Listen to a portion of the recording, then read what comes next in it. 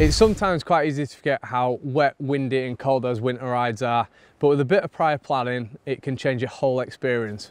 Yeah, it usually involves a little more thought than just putting on a thicker jacket. There's quite a few mistakes that we see triathletes making. We've put together a little list.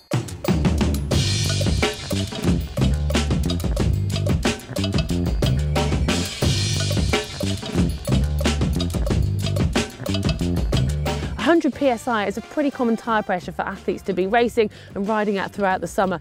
But during the winter, it's quite a good idea to drop it down to around 80 PSI. Not only will it make your ride that much more comfortable, it'll just help with the grip when you've got the slippery surfaces you have in the winter.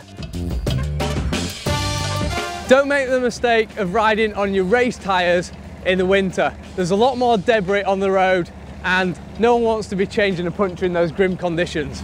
No, so investing in a pair of good, slightly thicker winter tyres will not only hopefully prevent a puncture, but it'll also give you that added grip for nicer winter rides.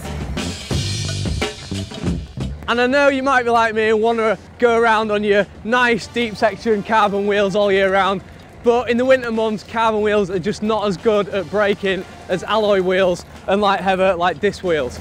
Yeah, so if you can afford to fork out for a second pair of wheels, just get some cheaper winter ones. It's a seriously good investment for the future. You often see triathletes try and stay in that aggressive aero position throughout the winter, and I don't like to quite be in that position, so I raise my bars up slightly in the winter to take pressure off my back so that those long winter rides can be that little bit more comfortable and enjoyable. The worst thing you can do is not check the weather forecast in the winter. But there's no such thing as bad weather, it's bad kit choices. So pack a Mac, take some food with you, and you can ride in any conditions. Yeah, you definitely don't want to be turning up to a ride in the winter wearing a tri-suit or in all your aero race kit. When you get back from a long cold winter ride, often the last thing you feel like doing is giving your bike a thorough clean. I know I'm guilty of it. I quite like just to put my bike to the side and think I'll sort it later and go and sort myself out.